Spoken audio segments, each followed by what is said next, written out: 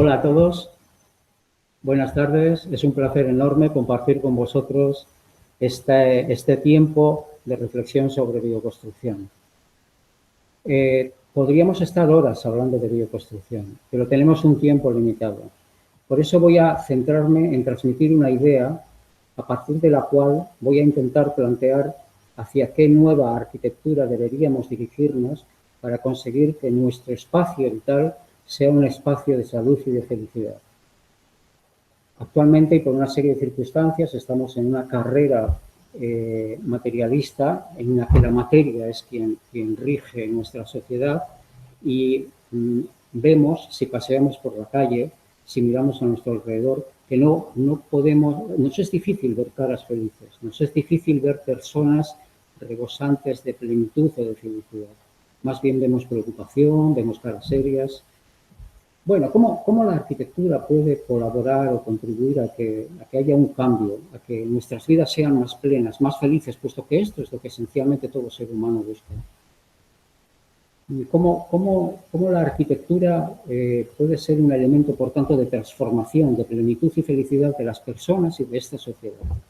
Voy a intentar dar unas pinceladas sobre esto y luego voy a mostraros algunos modelos que nos pueden servir para alcanzar una arquitectura más plena, más colaboradora en un proceso de plenitud y felicidad. Voy a poneros un PowerPoint en el cual, vamos a ver, voy a hacer una serie, vamos a ir viendo una serie de imágenes que os voy a ir comentando y que luego contestaré vuestras preguntas. Más o menos voy a estar media hora con este PowerPoint. Vamos allá. Bien, yo soy Ángel Martínez, soy arquitecto, me dedico desde hace más de 20 años a la bioconstrucción. Hemos formado un equipo, que es el equipo Amalur Arquitectos. Estamos en Valencia, somos varios y hace unos años, 4 o 3 años, un compañero me planteó la posibilidad, compañero y amigo y editor, me planteó la posibilidad de escribir un libro sobre bioconstrucción. Este libro sobre bioconstrucción ha sido un trabajo precioso entre todo el equipo que recopila las directrices esenciales de lo que considero que es el proceso para realizar una edificación bioconstruida. Bueno, esto al final, si queréis, podemos hablar un poquito más, pero el tema que ahora quiero ya es centrarme en lo que es la conferencia propiamente dicha. Bien, primer tema, el tema que quiero contemplar y que os decía, que es ver cómo podemos hacer que nuestras construcciones sean más plenas, más felices, más armoniosas, con el objetivo de hacernos más saludables, con una salud más plena y con una felicidad más fácil de acceder. El principio de todo que yo creo que arranca, que es mi visión de cómo arranca la materialización. Nosotros estamos en el planeta Tierra, en este planeta materia tiene vida, al igual que todo cuanto existe en el planeta Tierra tiene vida y tiene un cuerpo energético o un modelo energético, que se llama el toroide energético. El ser humano lo tiene, todo cuanto existe en este planeta lo tiene, toda manifestación tiene este toroide energético. La Tierra tiene el mismo toroide energético, esta estructura energética básica. Como seres humanos, hijos de Madre Tierra, partícipes y miembros de este planeta, tenemos, por lo tanto, una unidad que configura la totalidad de lo que es el planeta y todo cuanto en ella habita. La armonía entre el ser humano y el planeta Tierra es lo que hace que nuestra vibración armonizada nos haga más plenos. Nuestro proceso de materialización, de construcción basada únicamente en hacer espacios útiles, nos ha ido separando progresivamente de esto y vamos a ver cómo. Bueno, la energía en sí misma es una y es energía. No hay diferencia en lo que es la energía, porque la energía es pura y es en sí un principio. La energía, cuando se manifiesta, puede tomar dos polaridades, la polaridad yin o la polaridad yang. La polaridad yin sería esta, la polaridad yang sería esta. La yin es lo negativo, el agua, el corazón, el amor, la noche, lo pasivo, lo femenino, la luna, la intuición, lo frío, lo suave.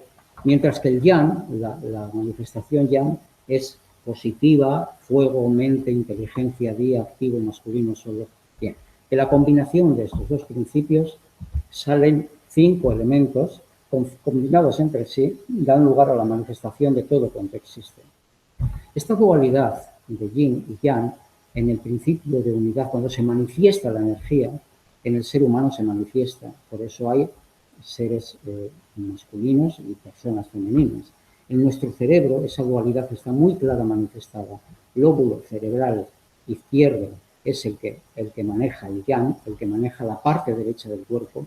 Lóbulo cerebral derecho es el que maneja la parte izquierda del cuerpo. Así que este lóbulo, que es el derecho, maneja la parte izquierda del cuerpo, el lóbulo cerebral izquierdo maneja la parte derecha.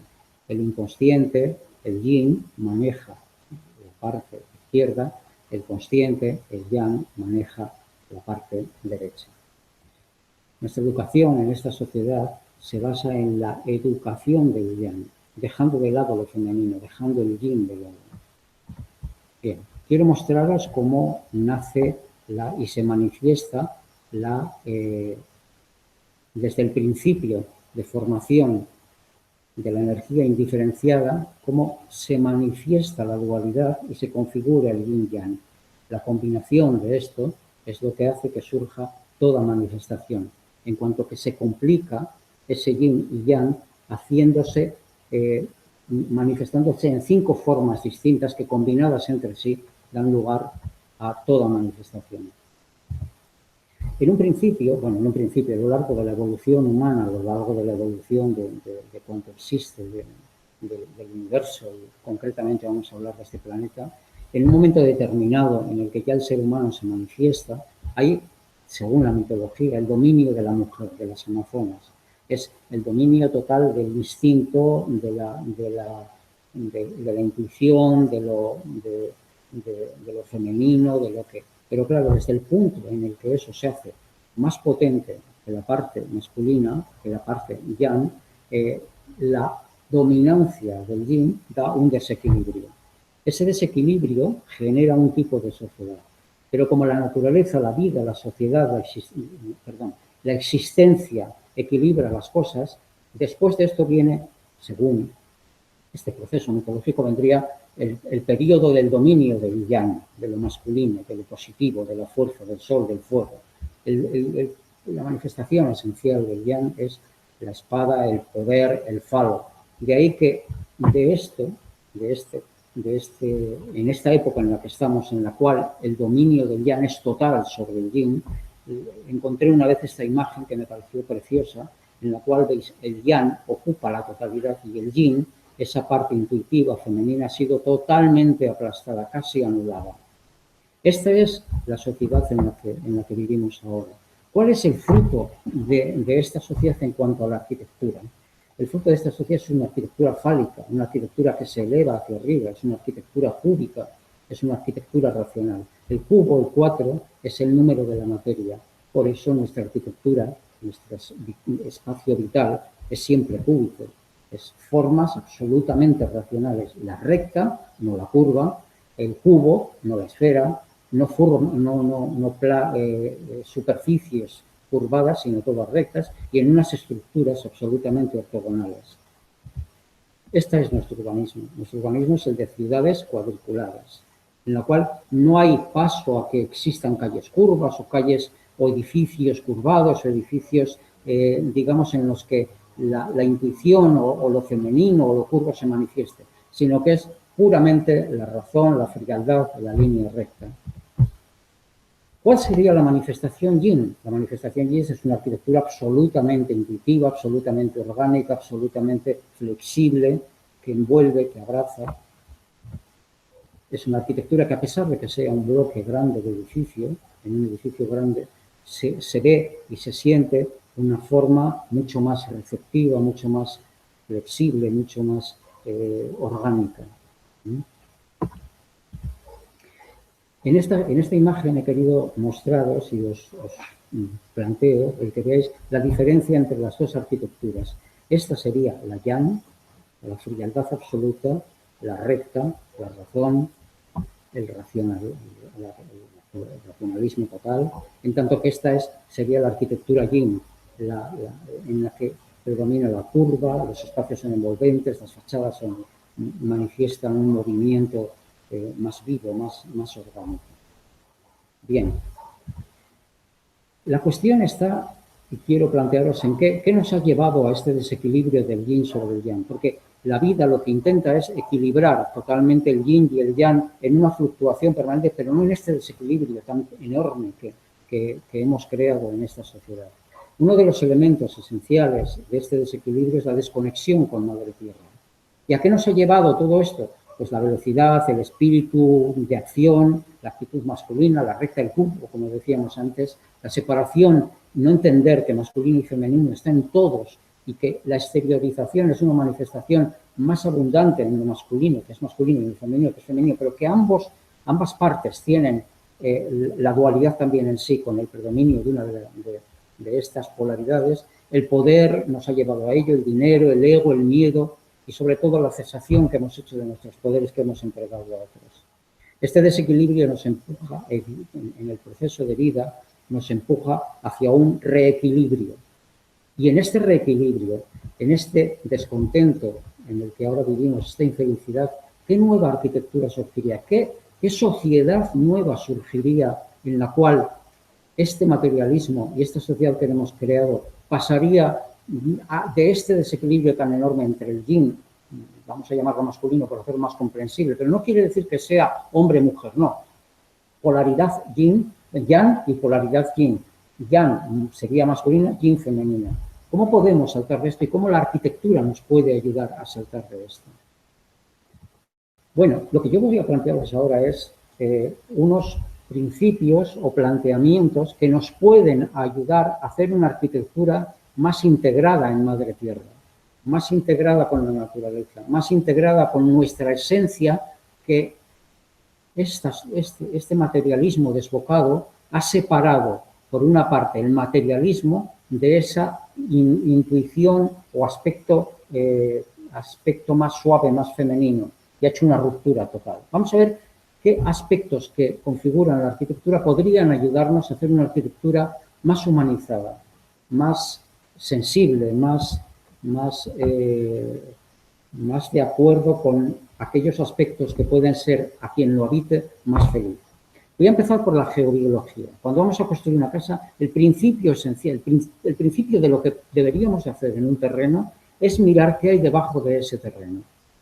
Especialmente qué patologías, tales como corrientes de agua, como corrientes de conductos que desconocemos, la retícula energética, las diferentes retículas energéticas que hay en la Tierra, o incluso qué fallas energéticas hay debajo. Esto los radiestesistas estudian tanto las redes energéticas como las patologías que producen corrientes de agua que alteran todo lo que hay encima de ellas, produciendo desarmonías y patologías, o bien fallas del terreno, es decir, rupturas, digamos, deslizamientos del terreno, que igual que los ríos producen alteraciones energéticas sobre los edificios que están sobre ellos.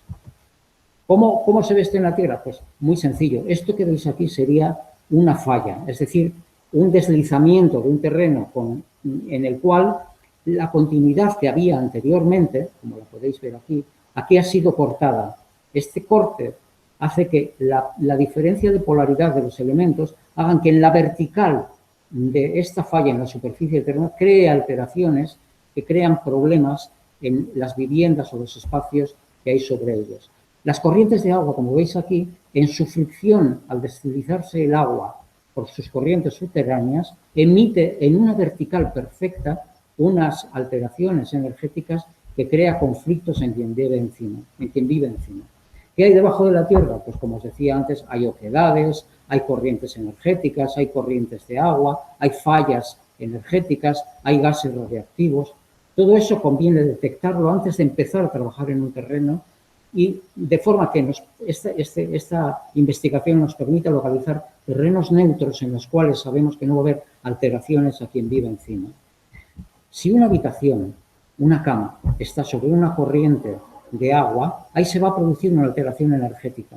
Si esta corriente de agua se cruza con una falla, por ejemplo, que se superponen a distintos niveles, este punto será súper conflictivo. Y si añadimos que hay un cruce energético, este punto será un punto nefasto para quien duerma en este punto, en este lugar de la cama. Y los dos, ambas personas que duerman allí, si es una cama doble, estarán alteradas.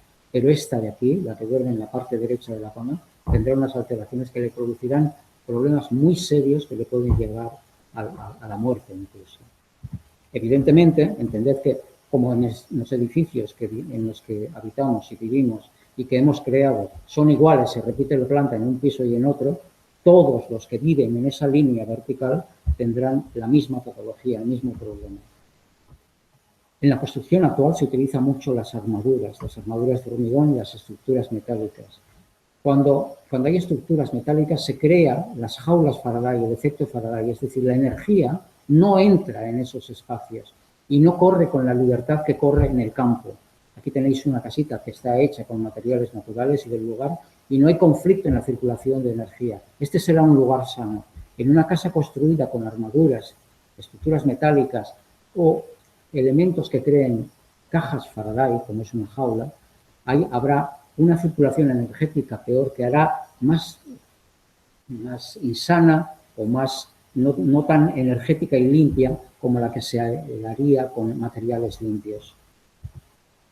Un elemento que puede ser muy interesante a tener en cuenta es el Feng Shui. El Feng Shui es la ciencia tradicional china que estudia un lugar y que busca el lugar óptimo para ubicar una casa y también dentro de la casa los lugares óptimos en los que de realizar diferentes funciones o acciones en la casa. Veis aquí un esquema en el cual la ubicación maravillosa para una vivienda sería este espacio de aquí que recoge la energía o el chi del entorno. En el Feng Shui se estudian las 4 direcciones de la casa y de acuerdo con ellos se actúa para potenciar y ser conscientes de la energía que envuelve las energías sutiles que envuelven a una casa y a partir de ahí se toman decisiones en cómo establecer o organizar la casa. Imaginaros el Feng Shui personal vuestro es como si vosotros estuvieseis en vuestra actitud estando de pie, a vuestra derecha tendríais siempre la mano derecha el tigre, el de la acción, a la mano izquierda la intuición, el dragón, de frente la apertura total y detrás una protección importante que nos defienda de aquello que no vemos que está de nosotros.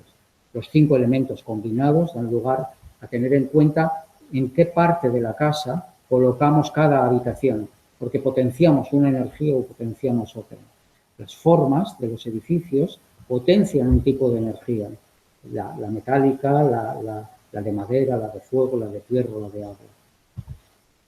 Bueno, este es el Pacua, que es el que nos ayuda a ubicar en el plano de la casa las distintas ubicaciones de acuerdo con la actividad que se desarrolla. No voy a entrar mucho más en ello, porque solo quiero dar pinceladas sobre los elementos que facilitan una construcción más adecuada y más sana. Un elemento importantísimo es la proporción áurea.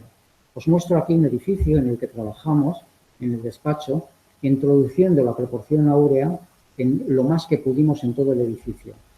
La proporción áurea es una proporción entre, en este caso, el rectángulo áureo es este, y es la línea que determina esta línea de aquí. Entonces, la proporción áurea hay una proporción que dividiendo un lado por el otro nos da siempre un número constante, es el 1,618. Esta proporción, que es el fruto de la evolución de la serie Fibonacci. Perdonadme porque igual yo utilizo términos que son desconocidos pero bueno, hay que introducirlo. La proporción áurea es, de alguna manera, la proporción que rige casi todo cuanto se manifieste en la naturaleza de forma natural. Este es el edificio y nosotros quisimos hacer en la fachada la proporción áurea con una estética áurea y con una serie de elementos complementarios también que no procede ahora a explicar porque lo que quiero es la proporción áurea. Lo que queríamos y lo que hace la proporción áurea es establecer una proporción de armonía. Esta la podéis encontrar en el cuerpo humano, la podéis encontrar en la naturaleza, en el crecimiento de las plantas, la podéis encontrar en las distancias entre las los planetas y el funcionamiento de todo, de casi todo cuanto existe. Por eso se le llama el número áureo o proporción áurea o número divino o número de Dios. Esta es una casa que hicimos en la cual introdujimos en su diseño la proporción áurea en la mayor parte de los espacios que pudimos introducir. Solamente el hecho de que exista la proporción áurea en los espacios genera una energía de alto nivel que ayuda mucho a que ese espacio sea más pleno, más feliz. Este es el interior de esta vivienda que acabamos de ver. Existen sistemas armonizadores que pueden ayudar a que en una vivienda haya energías más armonizadas. Es las proporciones armónicas, como el número de oro que os acabo de explicar ahora, son colores o decoración armónica, es potenciar el centro de la casa según los objetivos que uno quiere en el centro, de lo que es el centro geométrico de la casa. Si uno quiere una casa próspera y con abundancia económica, pues pondría dinero. Otro pondría una foto de la pareja o de la familia, otro pondría, pues quiero que haya armonía en el trabajo, entonces pondría una foto que relacione o armonizarme con aquella persona o lo que quisiera. También ayudarían las formas orgánicas, el Feng Shui, como hemos dicho, el Vastu Vidya, que es el Feng Shui de alguna manera indio, oraciones, meditación, contemplación, silencio, pensamientos positivos, cantos armoniosos, mantras, alegría, risas, buen humor, esto siempre, el pensamiento positivo. Y el Añejotra, que es un lugar, una ceremonia india que eleva la energía de una forma sorprendente. Vamos a ver ahora qué modelos podríamos seguir para conseguir una arquitectura más armónica y más en armonía con el equilibrio entre el yin y el yang. Un modelo excepcional es simplemente mirar a la naturaleza. ¿Qué sentimos en la naturaleza? ¿Qué vemos ahí? Esto es armonía. ¿Cómo podemos conseguir esto en una vivienda? ¿Cómo podemos hacer que las casas, los edificios se integren y estén en perfecta armonía? ¿Cómo podemos conseguir que cuando vemos un paisaje y la arquitectura está allí, la sintamos como integrada? Bueno, tenemos muchos modelos en la naturaleza. Tenemos modelos de cómo la propia naturaleza tiene sus formas. Veis diferentes tipos de formas que nos pueden inspirar en la construcción, en la volumetría o en la geometría de aquellos edificios que construyamos. La arquitectura animal es excepcional como modelo de construcciones fascinantes en los cuales el equilibrio entre el entorno, los materiales, las formas, el clima, la calidad energética, bueno, se combinan de una manera preciosa y maravillosa. Veis aquí, por ejemplo, el nido de la termita, nidos, o sea, termiteros, veis nidos concretos, veis guaridas de... Bueno, estudiar un nido puede ser puede cambiar una vida, vamos, o sea, construye un nido y entenderás cómo funciona la naturaleza y cómo de armonía tienen los animales con el planeta Tierra. Este es el pájaro tejedor que llega a hacer comunidades impresionantes, con unas temperaturas interiores, a pesar del calor que hay afuera, excepcionales. Son formas esféricas, evitan la lluvia, están perfectamente protegidas. Podéis ver aquí formas de avisperos y cómo de alguna manera la tribu Musgun en el chat crea formas parecidas, imitando estas volumetrías de los avisperos. Fascinante ver cómo los castores construyen sus presas y cómo sus nidos o sus guaridas en medio de la presa, creando allí su refugio y su lugar de vida. Como, bueno, los termiteros, estudiar un termitero sería fascinante para que, si tuviéramos tiempo, podríais entender cómo lo refrigeran, cómo lo zonifican, dónde tienen los criaderos de las nuevas crías, dónde tienen sus huertos internos, dónde viven y almacenan los alimentos, cómo ventilan todo esto y tienen una temperatura constante. De las telas de araña, impresionante las resistencias, cómo se generan y qué formas generan. La resistencia que tiene un hilo de una tela de araña, si estuviese proporcionada a lo que es la forma humana, al tamaño humano, vamos, un avión iría contra una tela de araña y no la atravesaría, la rebotaría. Las cualidades energéticas en cómo las arañas construyen sus hilos Es impresionante. Bueno, imitar estas formas nos puede dar pistas de cómo crear espacios, al igual que con las abejas. Lo de las abejas es algo excepcional. Cómo tienen su estructura interna, cómo los inclinan para que los panales tengan más capacidad, cómo almacenan el alimento, cómo crían a sus crías, a sus futuras abejas. Bueno, y fascinante estudiar porque nos da muchísimas pistas de economía y de energía. Pasemos ahora a la arquitectura, a distintas arquitecturas. Por una parte, os voy a mostrar rápidamente imágenes de arquitectura orgánica que enamoran, que las vemos y nos encantan. Bueno, son distintas imágenes externas e internas.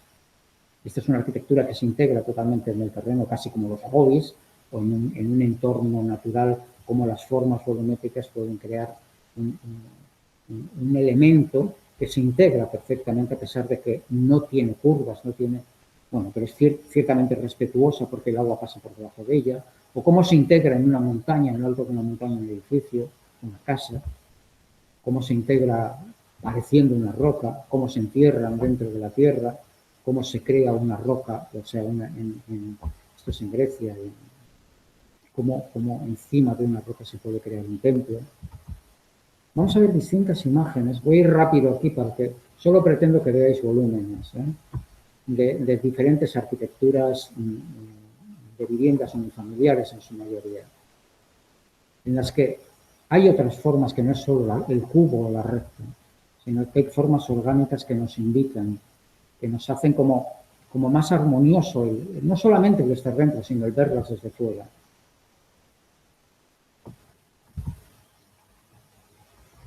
Si veis, predomina o hay mucha curva, aunque también hay líneas rectas.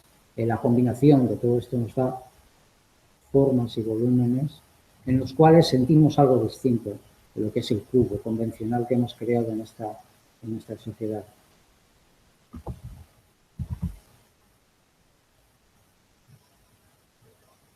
Espacios internos, espacios generados que imitan las formas de la naturaleza. Esto es una guardería, ¿sabes? La cubierta vegetal, las distintas ventanas, de acuerdo con un estudio lumínico interno. Este es Van der Wassen, es un arquitecto, bueno, pintor de Austria, que construyó edificios en los cuales, siendo edificios convencionales, o cogiendo edificios convencionales, los retocaba y daba lugar a edificios como mucho más vivos o con mucha más, digamos, aspecto yin, ¿no? Aspecto humanizado, aspecto en lo que uno se siente más humano, no tan frío como la arquitectura convencional que hemos llegado a crear. Bueno, esta es otra arquitectura en Japón, es una vivienda muy familiar. Arquitecturas de barro, en casas de Marruecos, en la cual se maneja, me interesa esta diapositiva por el material que se utiliza, por el barro, más que por las formas, porque los árabes, como bien sabéis, utilizan la curva y las cúpulas y bóvedas creando espacios fantásticos, especialmente en la arquitectura religiosa.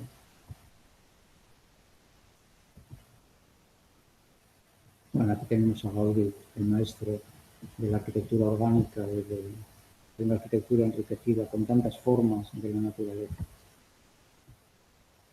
que imitan a la naturaleza. Bueno, esta es una vivienda muy familiar, un exterior de madera y ya veis la volumetría que se genera, los espacios internos a los que pueden llegar estas luminarias. Esta casa en forma de pez. Este es de Van der Wassen, que hemos visto antes, un edificio, y aquí en la naturaleza, en medio de la naturaleza, formas de crear espacios distintos, algo que siendo colectivos, siendo edificios colectivos, es otra cosa. Es otra casa, una casa edicenca. Esta es una casa que hemos visto antes, que es en Nautilus, un arquitecto sudamericano. El interior. Este es un hospital en Mauritania. Estos son formas en la naturaleza, jugando a integrarse y, por otra parte, manifestar lo que están ahí, ¿no? Este es el tipo de arquitectura de Khalili, a base de sacos rellenos de tierra. Esta es una arquitectura, un edificio mexicano, una mujer mexicana, en la cual los criterios del Feng Shui han determinado cómo construir toda la casa, que es esta, ¿no? Esta es la sala de meditación y está perfectamente estructurada de acuerdo con los criterios del Feng Shui. Este es un edificio de tipo para turismo rural, esta es la sala que construimos aquí en Valencia, en un pueblo de Valencia. Estas son unas construcciones que hace años hicimos en Tarragona, para un grupo, como zona residencial de aquel grupo. Estas son algunas imágenes también del mismo edificio. Esta es una vivienda que hace poco construimos aquí en Valencia, en Alicante, en la cual combinábamos curvas rectas, cúpulas, bóvedas, cubiertas inclinadas. Esta es una sala de meditación que se hizo en Tarragona, en la cual es una gran cúpula que cubre un espacio de casi 250 metros cuadrados. El presupuesto y la calidad constructiva no tienen nada que ver con una estructura que habría que utilizar de hormigón metálica para cubrir un espacio tan grande. Bueno, como seres humanos y en el momento especial en el que estamos, vemos que las estructuras se dinamitan, todo como que se quiebra. Nos planteamos un nuevo paradigma. ¿Cómo dar el salto a ese nuevo paradigma? Hay una cuestión que es ineludible. Si tú quieres que esto cambie, cambia dentro de ti. Si no, vas a estar siempre en el mismo paradigma. Y no hay otra forma de dar el salto que el cambio interno del ser humano. La auténtica revolución que transforma este planeta en un planeta más feliz está en el hecho del cambio personal. Y Madre Tierra y todos cuantos vivimos en ella somos una unidad. Nuestro desafío y nuestro reto es volver a esa unidad, armonizarnos con ella. Cantidades de enfermedades desaparecen cuando nos armonizamos. Por eso, cuando estamos en el campo, es como que nos refrescamos, como que de alguna manera nos armonizamos con el principio que ha generado lo que somos, este cuerpo físico que somos. Bien, os decía antes qué nos ha llevado todo eso y cómo volver a él. Bueno, la arquitectura nos puede ayudar a través de esta forma, de estas formas o ideas que os he planteado. En el libro de bioconstrucción, que como os he dicho al principio, nos plantearon escribir y recopilamos toda nuestra experiencia en bioconstrucción. Y salió este libro, de Ediciones Sí, y que se puede, a través de la Fundación Vivosano y a través de Ediciones Sí, se puede conseguir. En él lo que hemos intentado es describir capítulo por capítulo cuál es el paso que se va dando según se va ejecutando un edificio, paso a paso. Y nos va mostrando y explicando todas las incidencias, problemas, cómo podemos resolverlo. Considero que es un libro muy interesante para profesionales, para estudiantes y simplemente para cualquier persona que quiera meterse en el mundo de la bioconstrucción y ver cómo poder crear espacios más saludables, más ecológicos, más armoniosos. Y creo que con esto doy por visto y planteado el tema. Con lo cual, pasamos ahora, si queréis, a preguntas y respuestas que me podáis hacer.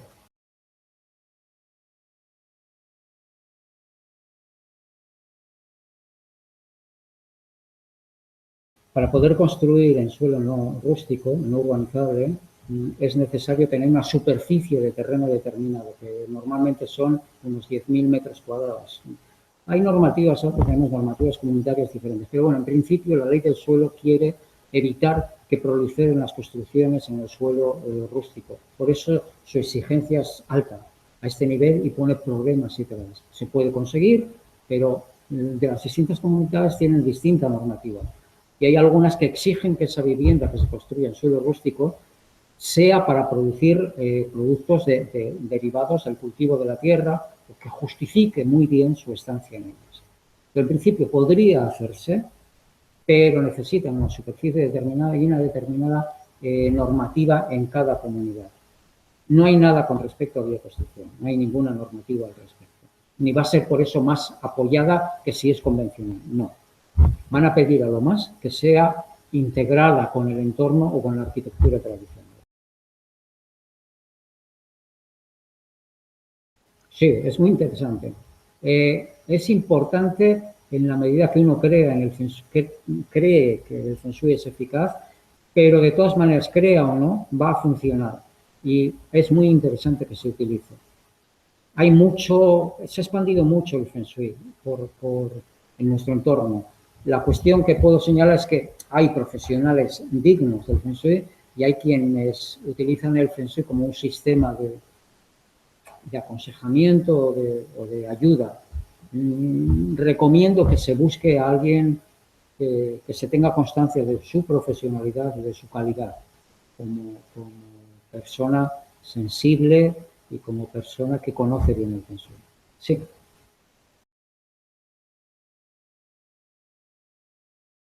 total. Y lo recomiendo. Es una de las alternativas a esta sociedad y a este paradigma, la autoconstrucción. Y en la autoconstrucción podemos observar que hay muchos sistemas constructivos, muchos y muy interesantes. De hecho, he parado, si habéis visto, se me ha ido la mano antes en la siguiente diapositiva que ponía otras alternativas. Pero no nos da tiempo a hacer estos planteamientos. Recomiendo que la autoconstrucción se realice y que se realice con bioconstrucción, totalmente armonioso y mucho más coherente.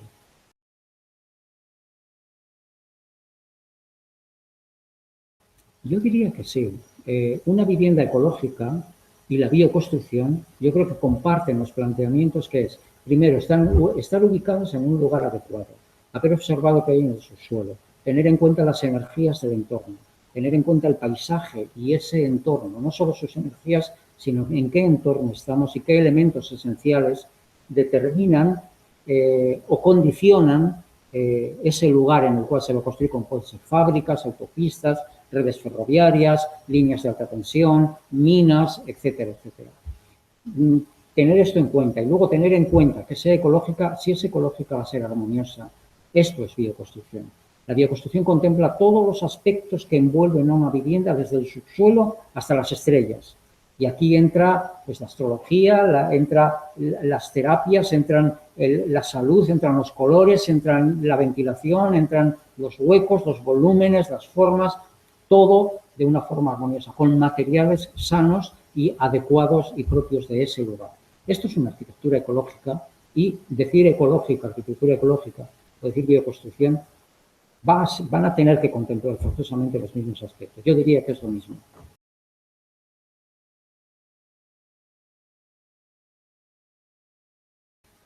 Bueno, tema muy delicado, tema apasionante, tema que solo esto merecería un rato largo de reflexión. Cuando yo estoy haciendo el planteamiento que he hecho en la exposición que he hecho, todo este planteamiento es un planteamiento necesario y esencial para la construcción de una vivienda para personas con sensibilidad química múltiple o con sensibilidad electromagnética o con sensibilidad o bien que vive o sufre o padece enfermedades raras, de estas que se llaman raras, poco reconocidas y muy desconocidas.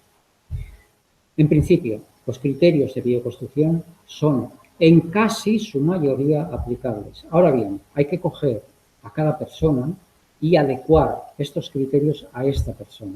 Hay personas que no soportarían una determinada madera. Hay personas que no soportarían determinados materiales porque no pueden con ellos o les resulta negativos, les crean conflictos internos. En cada caso hay que estudiar la patología que tiene esta persona y, conociéndola, adecuar la construcción a su edificación. Pero evidentemente la bioconstrucción va a ayudar en una forma muy importante a la construcción de esos espacios. Es muy delicado este tema porque la solución para las sensibilidades químicas, electromagnéticas o muchas alérgicas pasa esencialmente por el retorno a un entorno natural, con construcciones naturales, con construcciones armoniosas. con construcciones pensadas y diseñadas para quien va a habitar esos espacios. Respondo que sí a la pregunta. Muy interesante y va a ayudar muchísimo, pero con las matizaciones necesarias para cada persona, para cada patología, para cada enfermo. Tema esencial. Cuando construimos edificios o viviendas para estas personas, cualquier persona puede vivir ahí de forma subpersonal, excepto otro enfermo en el cual algunos de los materiales que son buenos para este enfermo no son buenos para el otro. Por eso digo que hay que personalizarlo. En realidad, la sensibilidad química múltiple se reestructura y de alguna manera se corrige de una forma muy importante en entornos armoniosos y naturales, en edificios armoniosos, cuidados y en los que se ha seleccionado mucho todo tipo de aspecto que lo configura. Es largo este tema, pero creo que con esta pincelada puede estar bien.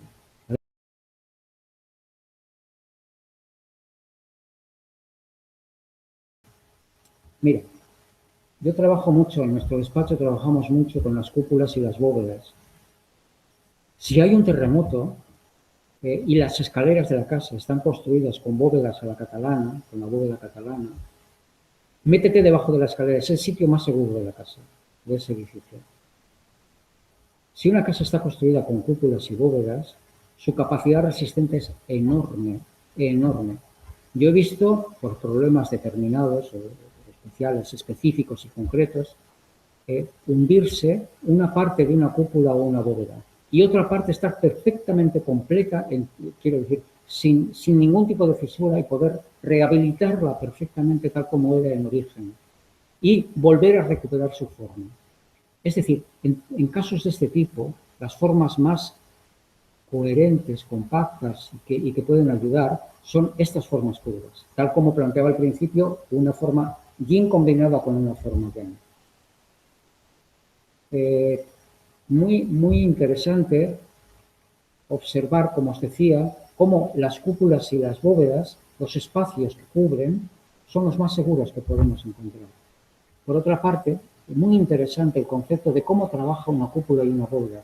Una cúpula y una bóveda que son curvos, quiere decir que son esféricos, nos plantean una envolvente al cuerpo humano que es paralela o similar al aura nuestro, que es un huevo energético, como veíamos al principio, la primera imagen que hemos visto del toroide energético. Es como un huevo. Ese huevo, las formas esféricas nos envuelven, son más adecuadas para nosotros. Cuando atravesamos una puerta rectangular, es como que nuestro cuerpo energético tiene fricción con la puerta. Cuando atravesamos una puerta curva, nuestro cuerpo energético es como que se adapta a eso, o bien esa forma se ha adaptado a nuestro cuerpo energético. Bien, voy a los sismos resistentes. No hablo de grandes edificios. Los grandes edificios habría que atarlos y conseguir estructuras de atado que no creen campos que den lugar, como hemos dicho antes, a jaulas Faraday. Si lo hacemos así, podemos conseguir no solamente la misma eficacia sismorresistente, en los cuales podríamos introducir cúpulas y bóvedas como refuerzo, y ser perfectamente ecológicas y naturales. Es perfectamente compatible y perfectamente viable. El concepto sismorresistente compatible con edificios de este tipo. Sí, por lo tanto, sí, respondo que sí. Es compatible y muy interesante que analizar esto y profundizar en ello.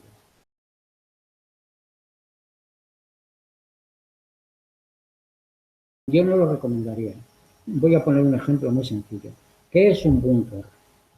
Un búnker se construye, quiero decir, un búnker frente a problemas que haya de guerra o de subsistencia, no hablo de los búnkeres de guerra, hablo de los búnkeres que se nos plantean ahora. Si hay una guerra atómica, ten un búnker y métete dentro. ¿Por qué? Porque están hechos de hormigón y el hormigón es una barrera excepcional para la energía.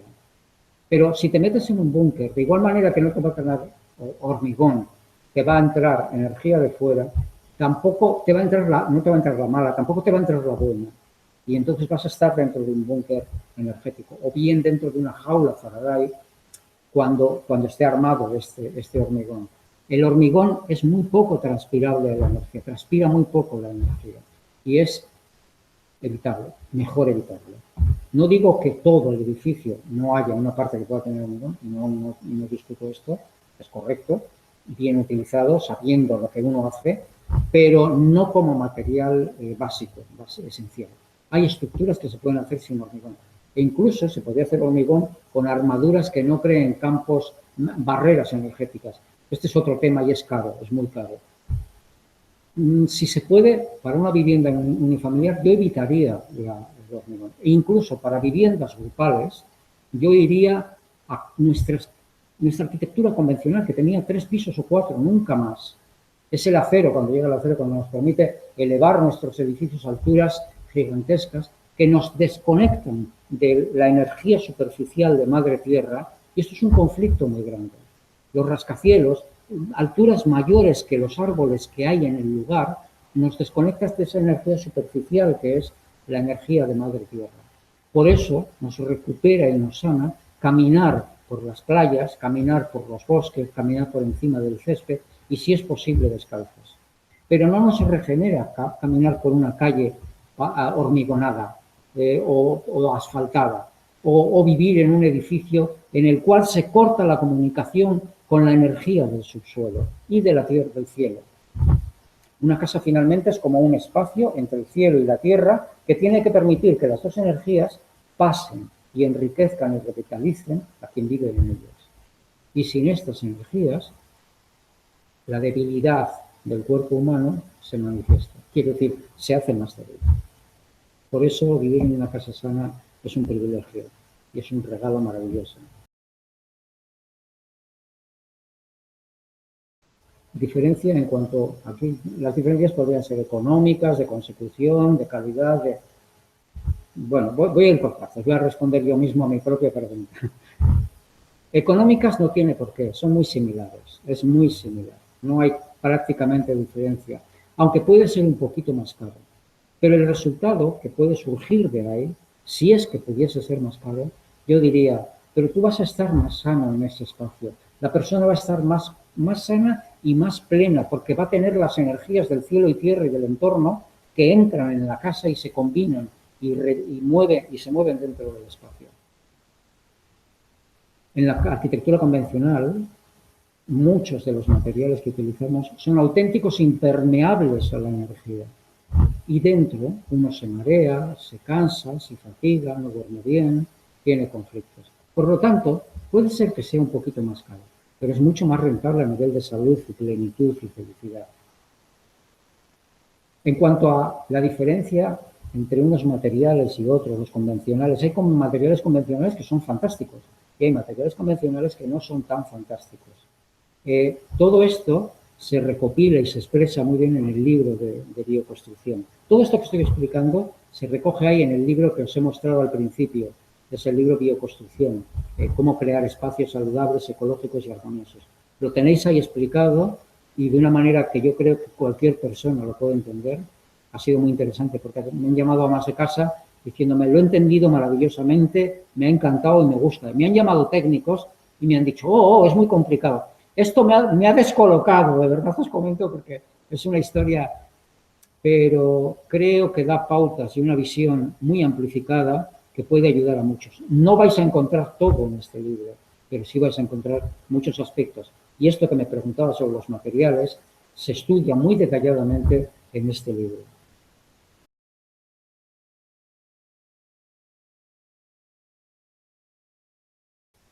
Uy, esto es un tema muy largo. Voy a intentar dar una pincelada como he hecho con los otros temas.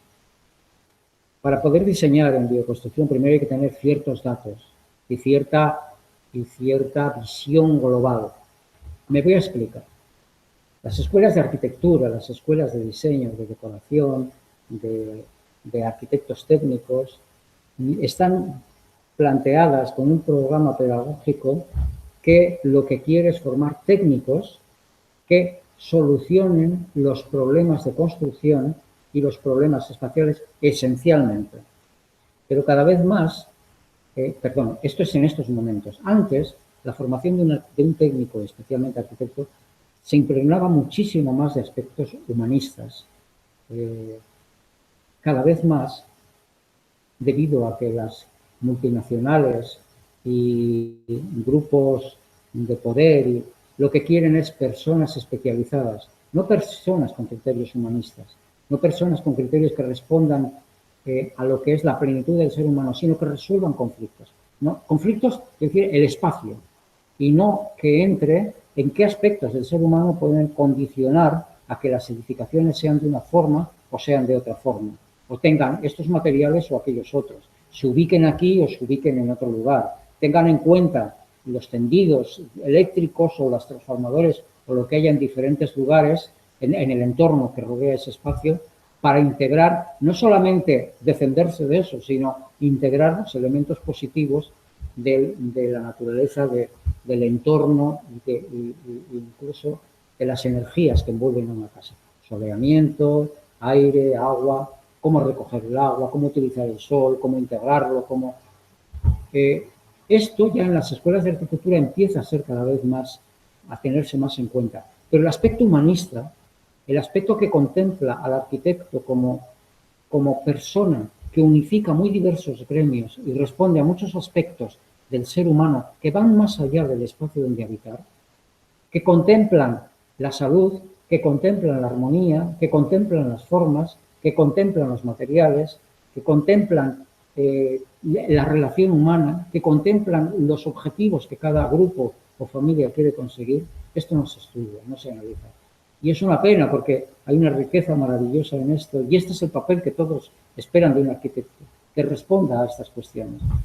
Las escuelas de arquitectura han enfocado más y enfocan sus planteamientos esencialmente, y no digo que anulen los otros, pero esencialmente es una resolución técnica de los problemas, de cómo construir y cómo conseguir distribuciones adecuadas y buenas, dejando de lado otros criterios que enriquecerían enormemente lo que es la preparación o la formación de un arquitecto. Bueno, voy muy rápido en esta descripción. Creo que que puede dar pistas, bastantes pistas de por dónde va el tema, por dónde responde a esta cuestión del diseño. Para diseñar bien hay que tener un montón de conceptos y ahora, en estos momentos, es un trabajo personal el que un arquitecto debe de hacer de investigar, investigar, investigar. Todo eso que no nos enseñan, ¿dónde lo puedo encontrar?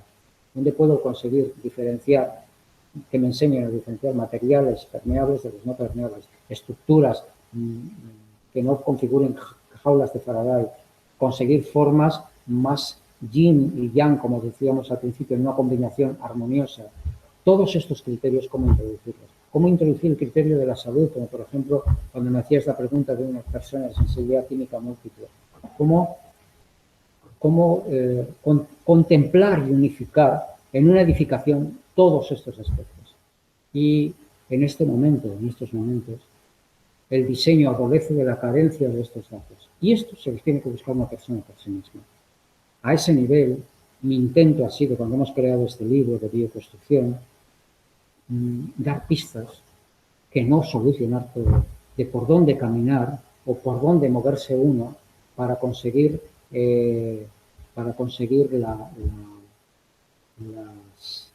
los materiales, las formas o las cuestiones adecuadas.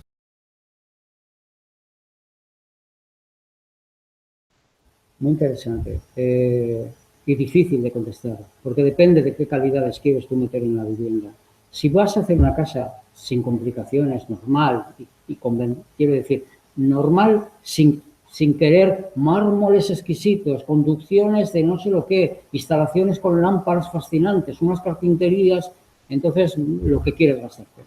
Pero si vas a una vivienda normal, que cumpla las normativas, las condiciones adecuadas y lo que hemos planteado, lo que hemos estado planteando en este encuentro, en esta conversación, en este compartir, yo te diría que si uno es hábil, puede conseguirlo muy próximo al precio convencional o incrementale como mucho un 10% y muévete entre el precio convencional y el 10%.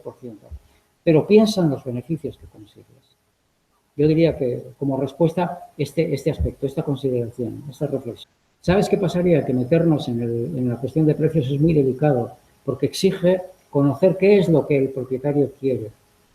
Y yo he visto casas, mismas superficies, con el triple de precio una de otra porque han metido calidades increíbles. Y sin embargo, en cuanto a la calidad de vida interna, en la calidad de vida energética, de plenitud o de poder desarrollarse como personas, siendo casi la misma casa, es lo mismo. Porque la una lo que tiene es materiales más caros, quiero decir materiales o acabados más caros, pero no calidades mejores. ¿eh? Calidades en cuanto a calidad energética.